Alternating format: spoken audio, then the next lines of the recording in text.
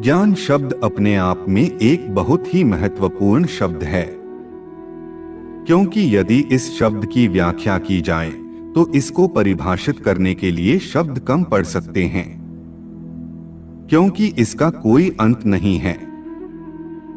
जीवन में हम कितनी भी नई नई चीजों को सीखें, परंतु कभी भी हम अपने आप को पूर्ण नहीं मान सकते।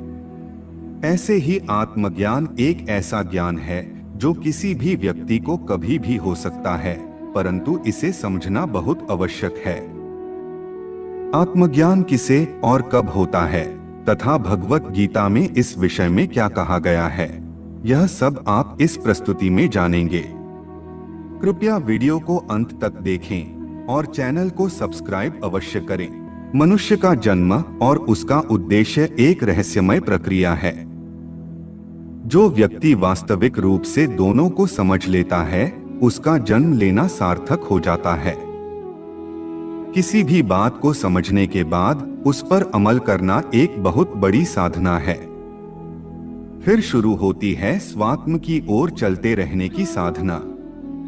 स्वात्म की ओर चलने का मार्ग सभी मार्गों से कठिन और मर्यादा से युक्त है। जो व्यक्ति समस्त संघर्षों को पार करके नियमों का पालन करते हुए निरंतर आगे बढ़ता रहता है, वह योग साधक कहलाता है। यदि देखा जाए तो संपूर्ण जीवन ही एक कठिन साधना है। जो खुद को साध लेता है, वह जीवन का परम उद्देश्य पूरा कर लेता है।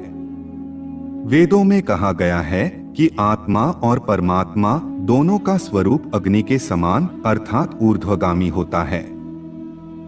इसलिए यज्ञ करते समय मंत्र के द्वारा यजमान यह प्रार्थना करता है कि हे परमपिता परमात्मा, जिस प्रकार हवन कुंड की आग सदैव ऊपर की तरफ बढ़ती जाती है, उसी तरह हमारा जीवन भी सदैव ऊर्ध्वगामी हो, अर्थात जीवन के प्रत्येक क्षेत्र में विकास होता रहे।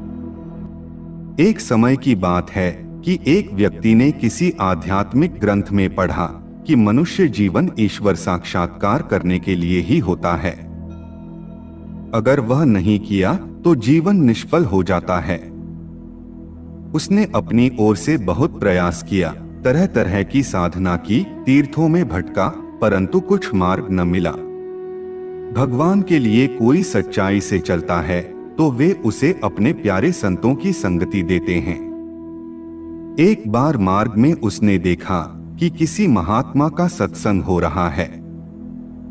उसने सोचा कि हो सकता है यहाँ कोई उपाय मिल जाए। महात्मा का सत्संग सुनने के बाद तो उसके हृदय में ईश्वर का साक्षात्कार करने की धुन सवार हो गई। उसने सोचा कि अब तो मुझे इन्हीं की शरण में रहना है। सत्संग पूरा होने के बाद सब चले गए, पर वह देर रात तक वहीं बैठा रहा। महात्मा जी ने उसे अपने पास बुलाया और पूछा, बेटा तुम क्या चाहते हो? स्वामी जी, मैं ईश्वर का साक्षात्कार करना चाहता हूँ। क्या मुझे वह हो सकता है? महात्मा जी ने कहा, क्यों नहीं, तुम कल सुबह आना। हम लोग सामने के पहाड़ की चोटी पर चलेंगे। वहां मैं तुम्हें उसके रहस्य की प्रत्यक्ष अनुभूति कराऊंगा। अगले दिन वह एकदम सुबह सुबह महात्मा के पास पहुंचा। महात्मा जी बोले, तुम इस गठरी को सिर पर रख लो और मेरे साथ चलो। वह बड़ी उमंग से चल पड़ा। पहाड़ की चोटी काफी ऊंची थी। थोड़ी देर बाद वह बोला, स्वामी जी मैं थक गया हूं, चला नहीं जाता। स्वामी जी ने सहज भाव से कहा, कोई बात नहीं, गठरी में 5 पत्थर हैं, एक निकालकर फेंक दो, इससे गठरी कुछ हल्की हो जाएगी। उसने एक पत्थर फेंक दिया। कुछ ऊपर चढ़ने पर फिर उसे थकान होने लगी। महात्मा ने कहा कि एक पत्थर और कम कर दो। इस प्रकार वह ज्यों-ज्यों ऊपर की ओर बढ़ता जाता, त्यों-त्यों कम वजन भी भारी लगने लगता। महात्मा जी ने एक एक करके सभी पत्थर फिकवा दिए। फिर तो केवल कपड़ा बचा। उसे कंधे पर डालकर वह बड़ी सरलता से चोटी पर पहुंच गया। उसने महात्मा जी से कहा, स्वामी जी, हम चोटी पर तो आ गए, अब ईश्वर साक्षात्कार कराइए। स्वामी जी मुस्कुराते हुए बोले, बेटे, जब 5 पत्थर की गठरी उठाकर तुम पहाड़ पर नहीं चढ़ सकते, तो काम, क्रोध, लोभ, मोह और मद की चट्टानें सिर पर रखकर ईश्वर का साक्षात्कार कैसे कर सकते हो? उसको अपनी भूल की अनुभूति हुई। उसने विनम्रता से प्रार्थना करते हुए कहा, स्वामी जी, अब आप ही मेरा मार्गदर्शन करने की कृपा करें। महात्मा ने उसे दीक्षा दी, साधना की पद्धति बताई और निस्वार्थ भाव से सेवा करने को कहा। फिर तो वह उन महात्मा की शरण में रहकर उनके बताए अनुसार साधना करके अपने महान उद्देश्य को प्राप्त करने में सफल हो गया।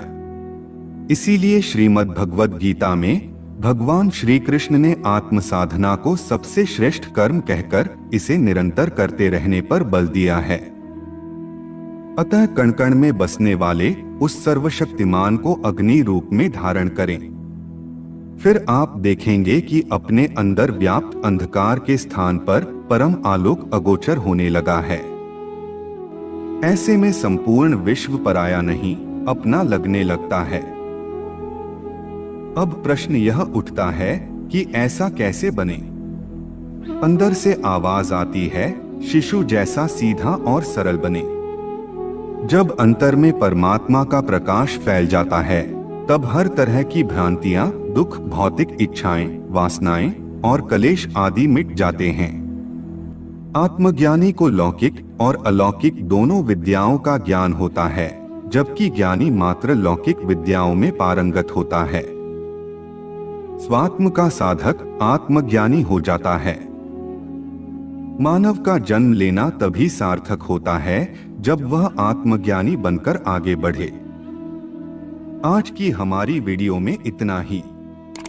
हमारा उद्देश्य केवल आपके ज्ञान में वृद्धि करना और आध्यात्मिकता की ओर आपकी जिज्ञासा को बढ़ाना है। हम आशा करते हैं कि आपको यह प्रस्तुति अच्छी लगी होगी। अगर अच्छी लगी हो तो लाइक करें, कमेंट करें और चैनल को सब्सक्राइब अवश्य करें। मिलते हैं एक और ज्ञानवर्धक वीडियो के साथ। तब तक के लिए जय जय श्री राम।